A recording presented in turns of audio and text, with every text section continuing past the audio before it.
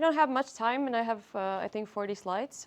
So let's get down to it. Yeah, I'll just quickly, it works, good. All right, so welcome everyone. My name is Maria, and I'm one of the general partners at a venture capital firm called Outlast. We are based here in Riga, but as well as we have an office in Stockholm. We invest across the Baltics and Nordics in pre-seed and seed deals. What it means, it's super early stage.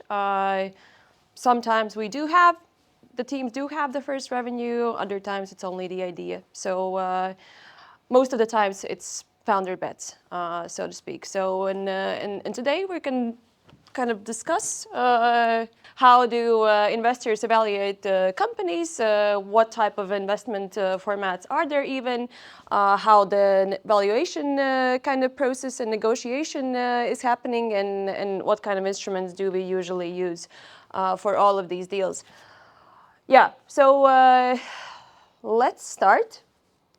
So startup investment roadmap is a very long one. As you know, this is one of the riskier bets that you can ever make. And if you do not have a lot of money, I wouldn't suggest you investing in this risky kind of bet type of business. But if you do, it's quite a journey, definitely. But first things first. Startup journey often starts with an idea. That's what exactly I already mentioned. Founders, when coming up with these ideas, invest in usually either their own capital or savings, or they do the FFF kind of in the very beginning, which is family, friends, and fools. And as soon as the team is somewhat ready, they start to accelerating and going to different incubators, grants, supports, and programs. This is how it has usually worked. But honestly, when I'm giving this presentation lately, everything kind of feels a bit like stormed out because of AI and the disruption that we are seeing in the markets. And some of these kind of parts are now actually being kind of dished out. And we see a lot of teams starting with just an idea and getting to kind of the venture capital right away without kind of undergoing any of these phases. But the classic kind of movement is you invest yourself or you go full-time on this idea, then you attract the first investment, which is friends, family, and fools. Then you accelerate, support programs, and only then the business angels kind of come in and help you get to the first kind of acceleration type of tickets. And we can discuss like amounts of these a bit later. But this is how it usually works. And then once you have secured some kind of first MVP for the idea that you're working on, so that means that you have the first product in the market, maybe some few like test users, first revenue maybe, but not likely. That's when you are kind of ready for a VC capital, and this is also the space where business angels are usually kind of coming in as well, if not earlier. And then the whole kind of journey to profitability continues. Often it can take 5 to 10 years to even kind of exercise your investment from this perspective. So how do startups usually choose the right kind of investor? It really depends on the stage where they are at in that very moment. They also have to take in mind what kind of technology they are developing, what is the product type that they are working on, what kind of business model they are aiming to kind of bring to life, where does the team reside, where is this being built in, different other kind of startup needs. And of course, they also need to kind of take in mind what is the investor kind of risk awareness in general.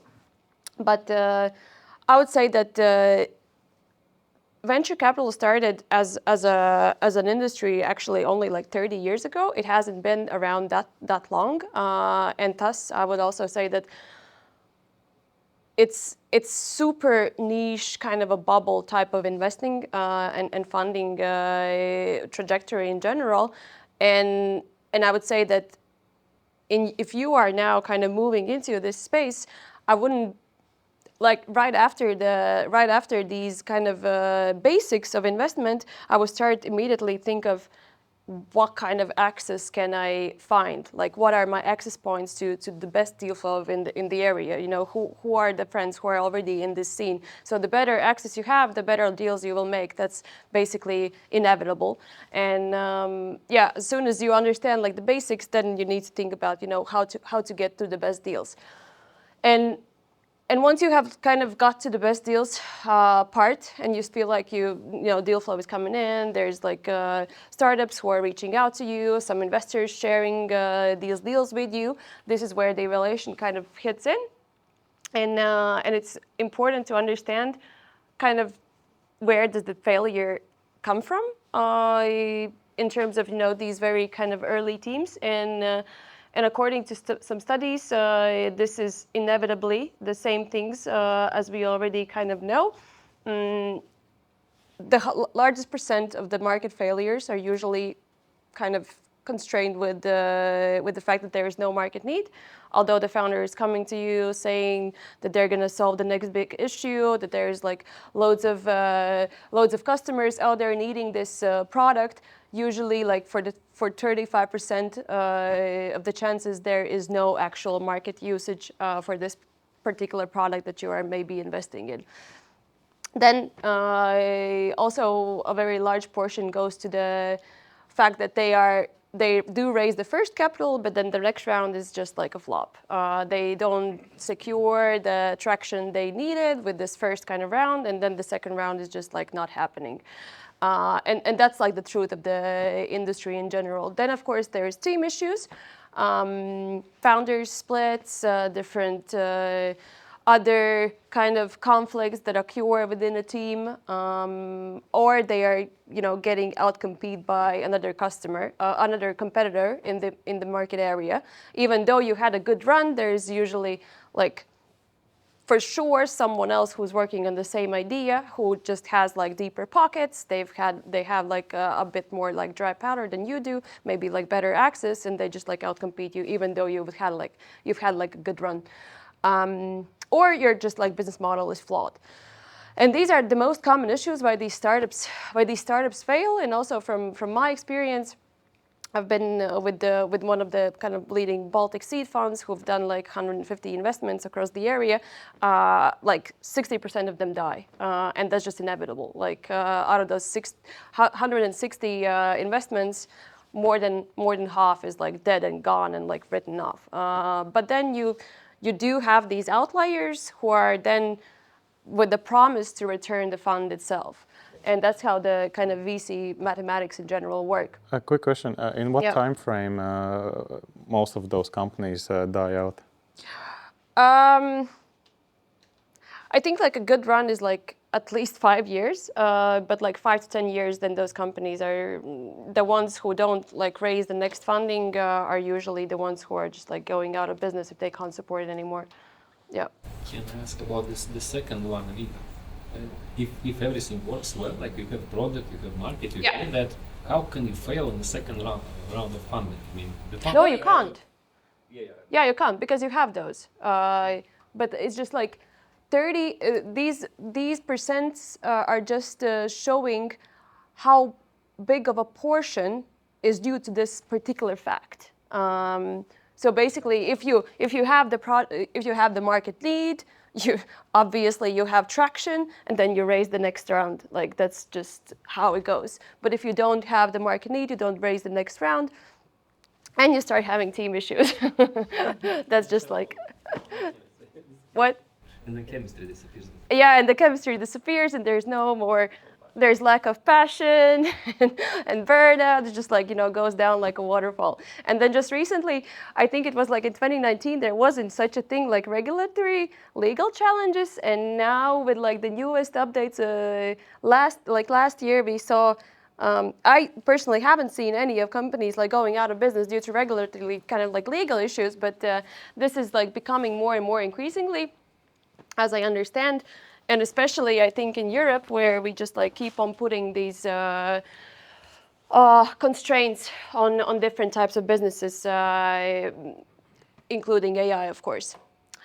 But yeah, it's just like startup success is based on a unique idea. Do you think this is true or this is false? Why? Maybe it's more important how you execute the idea than Exactly. Exactly. Because everyone can have a unique idea, and most likely it's not unique. But then, like, very few can actually walk the talk, and very few can show the execution excellence. And I think when thinking about investing in startups, the most important thing is to understand in what kind of people are you investing in, because as Emil's already mentioned, it takes a really long time.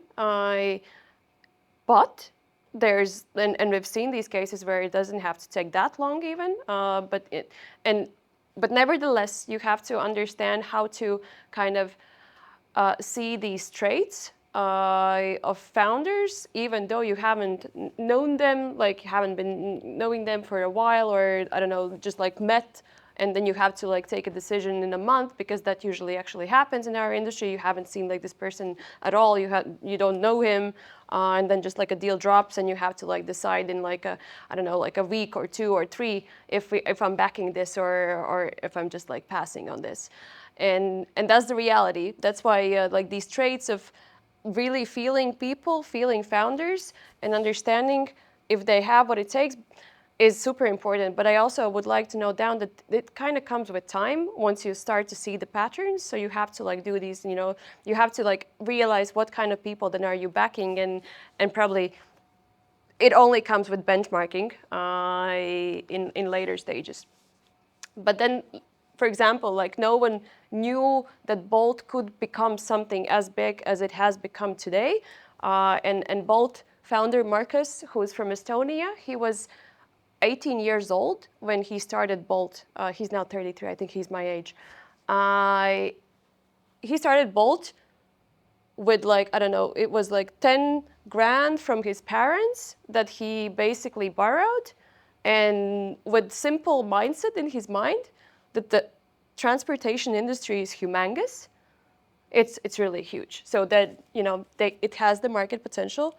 The smartphone adoption is just, picking up, and in likelihood of us ordering cabs in future via smartphone is going to be a thing. And then also his brother was, I think, in Ukraine, ordering a cab from like a website, some kind of service during that time, and he came back from Kiev and said to Markus, "Hey, I ordered a cab online," and he's like, great, yeah. So let's create Taxify. Do you remember Taxify times? Yeah. Super awesome. So this is like one of those super clear outlier stories when there is a 18-year-old guy, in this case, having a massive vision and a clear execution path on how to get there, and then you build like $1 billion worth of companies from Tallinn. So, and just by obviously understanding that this is possible, it also gives us all like, you know what? I might like, there's like, if Markus can do this, maybe this other dude can also do this, right? And then just like a bit kind of easier bet from us all, from the risk awareness perspective. But then it goes down to team, product, and market. Team, product, market fit is the most kind of holy triage that you can ever hope for. And then these kind of domains do depend on each other. Team has to have a good team product fit. Team has to have a good team market fit. What it means that most, like usually what we see is that at least there's like 2 founders. One of them is technically excellent. He can build the stuff. He can execute everything by himself. And then the other usually is some kind of domain expert with business know-how, with the ability to sell, with the ability to build organizations and hire people. And that's how this kind of holy trinity usually comes together. In some cases, maybe it's not like ideal for 100%, but then they have to have a plan on how they are then filling in these gaps if there's something missing, if there is not like team product or team market fit. And then this can build product market fit. So how it works is you become an angel investor. You start to kind of go to these events, get acquainted with other investors, angels whom you trust, who start to trust you. But then you have to make your first bets. If you're going to events and just like cruising around and haven't done like a single thing in a year, then no one's going to take you seriously. So once you start to going to these events and you kind of declare yourself as an angel investor, you have to really start making bets. Otherwise, you're just like, someone who's cruising around and drinking coffee and eating like pastries. And that's not what we want. And then as soon as you start to do that, as soon as you start making these bets, you will receive a pitch deck. That usually consists of these 9 very holy points. Problem, solution, market size, business model, go-to-market, traction, competition, team, and what's the ask. So this is how we receive these sort of business cards from the founder teams.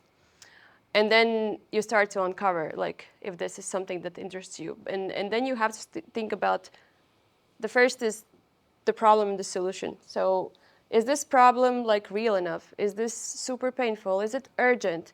Is something that they're gonna tackle worth spending money on? And this is a very important aspect. So what's the first kind of target customer? What's their initial customer persona? Who's then going to pay for this in, like, I don't know, in the next month or the coming months once the product is ready? How big is the pain? Who is the buyer persona?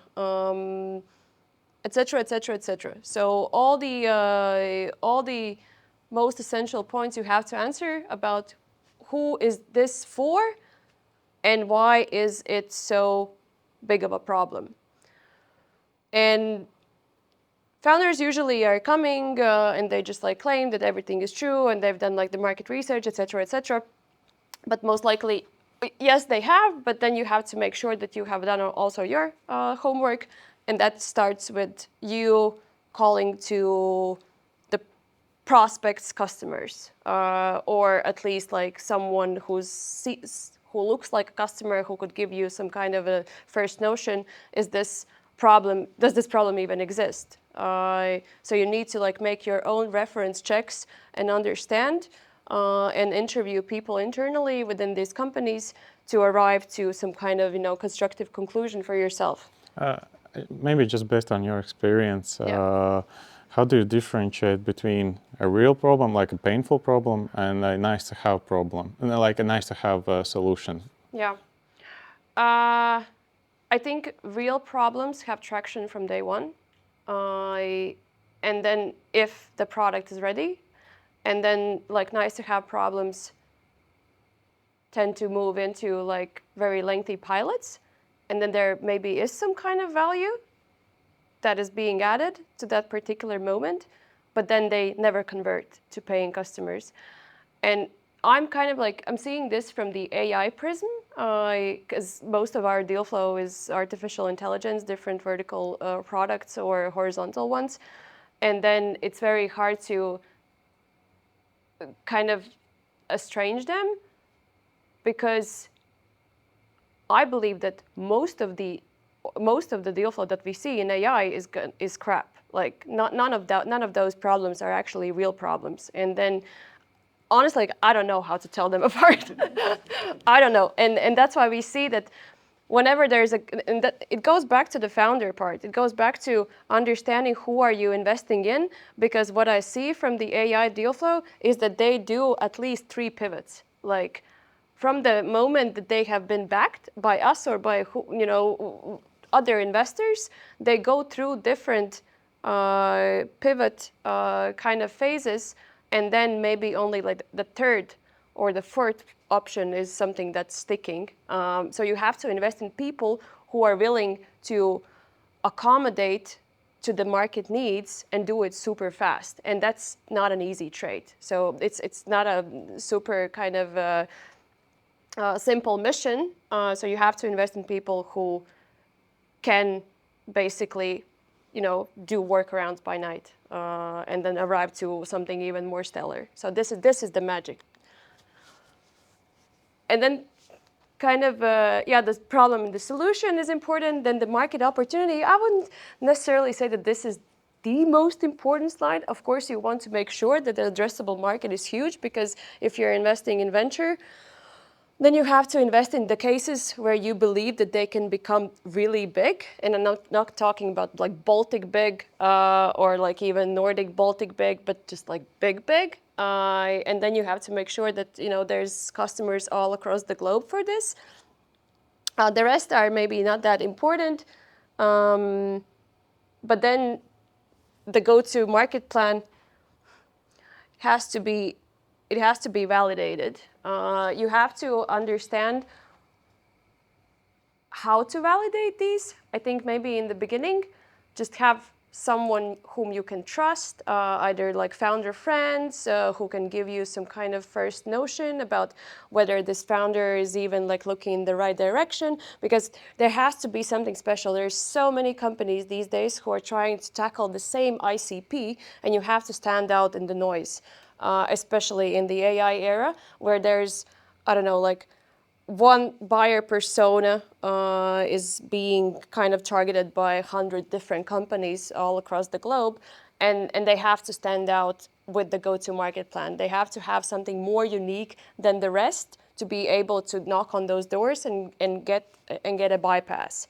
And that usually goes down to either having some kind of unique insight about the industry, or the product is so good, then you have to find like the right messaging on how to, still distribute that through those doors, or you have the access as no one else has, in some kind of C-level. But there has to be some kind of strategy. It can't be like, oh, I'm going to do like cold outreach, and then like I'll do like 1,000 leads and then maybe one will reply. That's like a very bad plan. This is not how you go to market. And then the business model and traction. Ideally, you have traction. But this goes down to kind of understanding how are these founders looking towards financial projections in general, how they are doing the budget, how are they assessing the likelihood of that capital to be then kind of deployed in an effective manner. So all these kind of things, this go-to-market plan goes there, the product building, and then it kind of, checks. If it checks out, then it's great. If it doesn't check out, then you just like ask them to refine that. Because most of the time, these founders, if they're not second-time founders, they will come to you with maybe something not as how to best say it, not as good, and then you just like work together with them and understand how. But like the essence of this is that you have to understand how they think and whether the thinking actually makes sense. And again, this requires kind of a village to go through in the very first steps, as none of us know everything. And then, the most important part, the team, the founders, I already mentioned. It's considered a huge plus if the founding team is coming to you with an idea and they have this unique industry notion and insight. So this is already like a big plus, that they understand what they're building in an industry that they understand. Then, of course, the complementary skills, which is you have to have like a super technically advanced person next to a very advanced industry kind of business type of person. And then I would say not for everyone, but coachability is an aspect that we are, for example, in Outlast kind of looking at quite a lot. We like to work with people who can give us feedback and to whom we can give feedback. So it's kind of like a mutual relationship rather than you just like invest and then you just forget about that investment, and then there's quarterly reports that you are kind of signing in, et cetera. But it's really, we have past deals where we don't see that there's, like mutual interest to kind of find common paths and work together on like a common goal. And it largely refers down to coachability. And maybe the startups are then, something big or bigger, but then it just goes down to your values and how you like to do the work. And then competition and differentiation. This is also important because nowadays it's very hard to find something that doesn't have competitors already. Back in the good old days in 2010, maybe that was still doable, or in the dot-com bubble, which was in 2000s. There was really no competition, but now it's just like crazy. And also, I'm just like keep on repeating myself, but now with AI, literally everyone can build things, and I'm just seeing all the time all these kind of wrapper type of products who doesn't have real moat, and they will never have. But then the question is about the speed and the execution again, because I do believe that you can build a good business in a wrapper kind of models as well, but then it really goes down how you get this to market, and you have to get it to market like super fast. Yeah, but then like the competition is, you have to understand the competition and ideally craft a case that gives you some kind of edge, and it clearly shows that. For example, our edge is that we are cheaper. That's a very bad edge. But like a lot of startups still use that. Like, oh no, you know what? They're just like more expensive than we are. Like, dude, no. That's not what I want to invest in.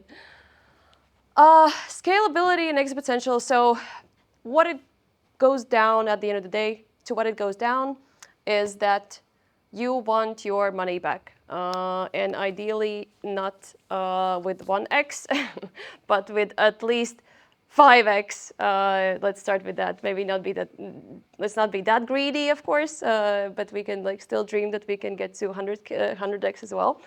But yeah, so you have to also, whenever you're investing, you have to ask the founder, what's the game plan? Like, into what will you build this, or into what you want to build this? And then like, what's the exit plan? When do you want to sell? Like, at what valuation? Like, ideally, at least craft these like likelihood scenarios together with this founder, just to make sure that the founder is really on board with the fact that you want to exit that company sooner rather than later, if it like really blows up. Yeah, and then just like try to maybe reverse engineer some paths to liquidity. So what would it mean for your investment? Let's say you're buying in with valuation X, then to, I don't know, like to come to some kind of acquisition model. And this is where your know-how of another prism kind of opens. You have to build these networks of investors around you.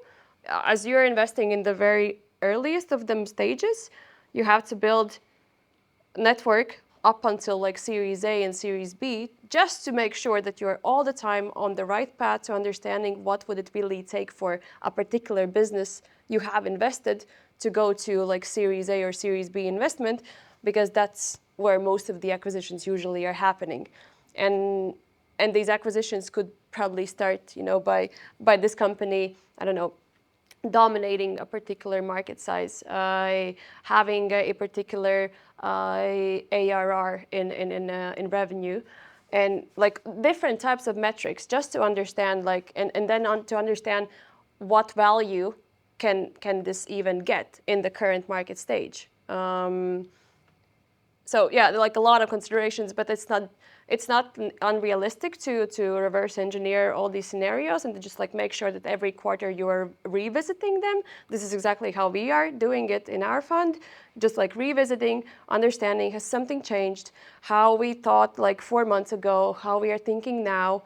All these details really matter. And then lastly, the funding ask. Does the round size match the sort of stage and traction? We can discuss also funding sizes, but there's no like a particular formula to be added these days. Everything everything can be everything, unfortunately. Like a couple of years ago, it was still pretty clear what's a pre-seed, and then like now a pre-seed can also look like Series B. So yeah, the market is really, really changing now. But then what's important is to make this investment into some kind of a runway, like at least like make sure that the founders understand that there is certain runway for this company. Yeah, so usually it's at least 12 to 18 months in order to get to the next qualified financing round. Yeah, and whether they have like a good plan in order to do that. Look for clear and reasonable milestones. Yes. Revenue, user growth, product roadmap. And then you move into this, and then you basically take it and just like put it in the bin and rewrite it, redo it like, I don't know, hundreds of times when investing this early as we are investing. But still, very important part of the process. Yeah, the red flags, these are usually the red flags. Solo founder, I don't know what should happen for me to be like really convinced on investing in a solo founder. Then it has to be like a literal genius. No founder full-time is also a red flag. At least one person should move by the time you are considering the investment. And ideally, they have already moved, you know, just showcasing that they are serious about this. Uncoachable team, that's for us and not for everyone. No clear customer validation, of course, yes. You want to understand whether someone is paying for this or even willing to in the future. Broken cap tables. If you are not joining as the first investor, then if there has been some kind of funding rounds before, just check if the startup is still investable, because that's important. And there's like certain metrics that you have to keep in mind and in place. So for example, like by the time, let's say just you invest in a startup and then it grows pretty quickly. And then by the time the Series A the rule of thumb is that founders by the time of Series A should have at least 51% still in the company. So, and if there has been some kind of investor who's invested in the very early phase before the startup, for example, got acquainted with this field even, maybe they have taken like a bit too much, and then it's just like complete, not like it's not investable anymore. Just make sure that you check the cap table that is done right. But you can also help founders put these cap tables back to normal if it's a good one. Because yes, all of us do make mistakes. And then if you have the knowledge and you have the resources, we have actually like dealt with a couple of broken cap tables. By the time when we invest, we just like need to like really work on them and make sure that, you know, this is something like presentable in future. So it's not like unrealistic to do that. Yeah, so what time is it? 10 minutes roughly. Oh shit. Okay, investment types. So there's maybe like quickly skim through like equity investment. Apologies. Yeah. To add to the previous one, the Yeah. question. So there were red flags and risks for the for the investors, but for the founders. So they need to be pretty open with the investors, right? And maybe silly question: are there any NDA signed so that the founder, you know, opened all his kitchen and then the investor thought, okay, I'm going to someone else and. Yeah, like usually in this industry, at least if you're like a, you know, well-known, like regulated fund, usually people don't ask for NDAs from the founder perspective. Some do, some I've seen, but then there's always something sketchy around it, like because there's like no one's gonna steal your idea. Like that's just not how it works. And then you should be just like really like bubbling about all of this and just like make sure that you know, a lot more people know what you're doing and what you're building. So I would say no NDAs, because there's nothing. Like maybe you have like first customers, but that's all you have. You mean about the strategy, like Yeah. address the market. Yeah, but that's also like the unique plan. It's all about execution. Like the same as unique idea, everyone has a unique plan, and then, and, yeah, unless you're talking with your competitor's angel investor, then I wouldn't say that the NDA is required. Yeah, but like there's like three types of investments. So equity investment, convertible note, and like a SAFE, which is a simple agreement for future equity that are being used in this industry. Equity and they are a bit like different. Equity investments are direct kind of share purchase, which means that you have this ownership immediately. So you have the stake in the company, you register in the company registry, and that's it. But usually these kind of equity investments are done starting from seed, because in the very early days, it's very hard to give value to something that doesn't like even really exist. And that's our job, to kind of give value to these non-existent like companies, something in the air. And then in seed, equity investment, in my opinion, makes a lot more sense, because you can start to like really assess, what kind of technology has been built, like how many customers do they have, what's the potential, et cetera, et cetera. So it gives a lot, a lot better flavor towards, what they should be aiming then for. And therefore, I usually support convertible notes and these SAFE agreements in the very early stages. Although in Latvia, SAFE agreements are very bad. It's like legally complex to even like carry them out, but in general, it's like the industry standard that has come from the kind of YC school, which is a notable kind of incubator and based in San Francisco. But yeah, I think like in Latvia and in our geos, convertible notes are the most common for super early stages. It's like super quick. Simple to agree. You usually give floor and a cap to a certain company, and then just wait for your conversion. And usually the conversion events can be triggered either dually or just in one-off cases. So it's maturity date when the time comes for this investment to be converted, or a qualified financing round is happening. That is agreed within the term sheet. So these are the both kind of cases where you are getting your conversion, and then it depends on at what value are you then being converted, cap or a floor. But in any case, it's I think it's just a lot more easier and to process. And then SAFE is just like a simple. It's similar to convertible note, but even less complex to give out. Unless you're not a Latvian, Latvia kind of regulated company. But like the difference is that SAFEs don't have floor. So it only has a valuation cap, and then there's no maturity date as well. So it's not really a debt instrument. At the end of the day, it's just like some kind of future promise in an equity. Yeah, and then there's like non-dilutive funding, which are these EU grants. Usually these are for deep tech companies that require a significant amount of funding to even get to the first commercial phase. And if startups get to first commercial, like regular startups get to first commercial phase, maybe like within a year, then deep tech companies usually take like even like 7 years to get to the first kind of commercial viable phases. And then this non-dilutive funding is meant for these type of companies. Yeah, and then maybe like quickly skimming through the percentages and how you should be looking at, just like a simple example. Let's just assume that you are here. This is a pre-seed investment. You have an MVP in development, some kind of maybe first validation.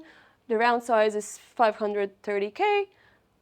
There is a lead investor already in place, and this is where you come in. You have the terms on the table. You understand the round size. You understand the valuation. You're investing a convertible note. So there is a post-money valuation, and then like the overall investor dilution is 15%, which means that the founders are left with 85%. So this is where you come in with some kind of ticket. And then you can see how you graduate from one stage to another. So let's say this round size was for the next 18 months, most likely. Then after 18 months, you have reached the product market fit, the first revenues come in, you are eligible for another investment round. And in this case, it's a 1.2 million seed. You see that the valuation has doubled from the point where you have invested in. So the investor dilution comes yet again in, and the founders are left with 70% after the ESOP, which is for employee stock option pool left. And then let's assume that this company is doing really good. These are just like random numbers. It can be anything. And then Series A, again, the valuation has more than doubled. But it really takes a lot of funding and a lot of capital then to be influxed in these companies. And then by the time of exit IPO, let's assume that you have reached, your investment have reached liquidity event after all these like multiple funding rounds. It can mean this can be probably like done in a 5 to 10 year span. That's the most likely kind of scenario. And then you reach these 200 to 250 million exit. The founders are somewhere there, like in a very healthy position. And now we can take a look that you've done your 50K bet on this investment, which means that when you invested in pre-seed in super early, you owned 1.4%. You invested with this valuation. And then just like taking a look around your exit value, and we did like a 200 to 250 million exit, you see that you could arrive with this to at least 1 million or even like 3 million if the company does well. So it really is like a game of multiples and a game of what valuation you're coming in. So for example, if you would be then coming in at 7 million, this would be twice less. So it really matters the price at what you get in the very early stages. So I think like smart investors always negotiate the price, but then you have to have also like really good whys towards why are you negotiating this price. Because I believe that it's always good to negotiate, but then at the end of the day, you don't want to negotiate that much because you still have to work with this person for at least like 10 years, right? And then you want to negotiate a good deal for yourself, but also you want to negotiate a deal that really suits the other party, so there wouldn't be any resentment kind of involved. And that's very important. So you have to kind of find the common sense between those two.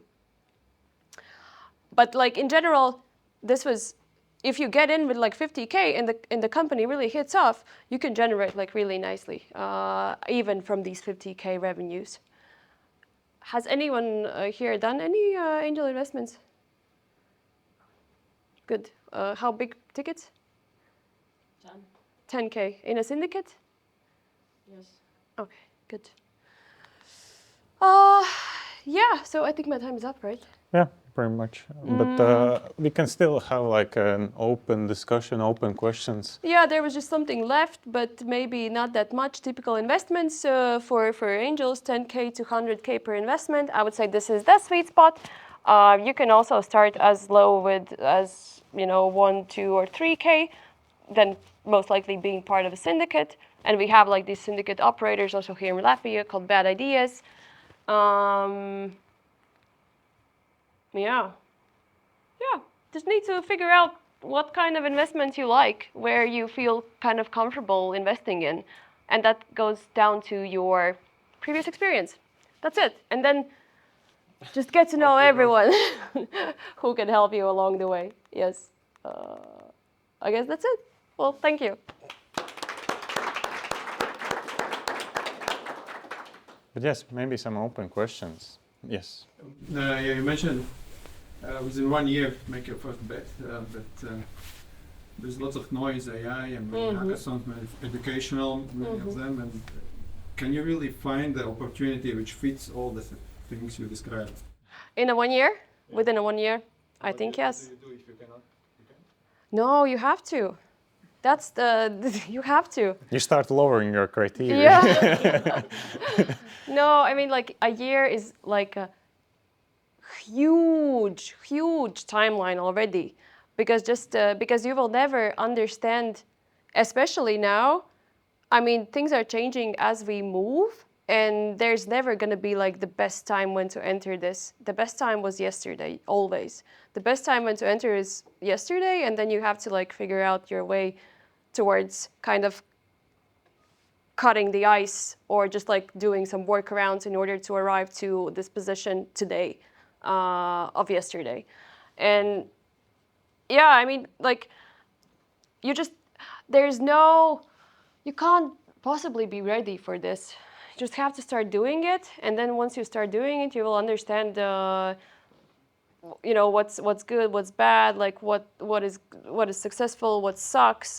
It's just like as in every regular job you enter, this comes from your practice and your own ability to kind of structure things and just like analyze whether this is good or bad. But yeah, it's just like a power law game. Sorry. Sorry. Other questions? Yes? Yeah. Deep tech, you mentioned Yeah. 7 years waiting till first product. Is it still viable in nowadays? I mean, Yeah, it actually, I think it's just maybe like I was being maybe too pessimistic on that time horizon, because now if we see, like last year it was all about application layer for AI, but this year it's all about robotics and applied AI. So, and I see that these robotic type of startups actually do get to market a lot faster than like regular deep tech companies. So I think like a regular deep tech company could be maybe something around biotech that still like requires a long time, or just like very hardware, which is, for example, we invested in a company called Deep Space Energy that are producing basically like a hardware tool to generate energy from nuclear power in space for lunar missions. And that requires like a very long time in a deep pocket, but it's nothing kind of connected with AI. So I would say that if you want to do like a deep tech bet now, do either Deep Space Energy or do robotics in applied AI. And what I mean by robotics in applied AI is, for example, there's like these humanoids or just like different customer support type of robots that are just like, cleaning houses, cleaning factories, just like in everything what Amazon would invest in to make sure that their factories are being run in a more lean and efficient way. And like Europe is actually super good for this, and we have like we have the talent here, and for example, like in Switzerland, in Zurich, there's this kind of ETH Institute, where all these like super smart robotic talent are being kind of incubated in, and I know a couple of Latvians are also working there on really exciting kind of opportunities. Yep. Other questions? If no, then thank you very much. Cool. Thank you for having me.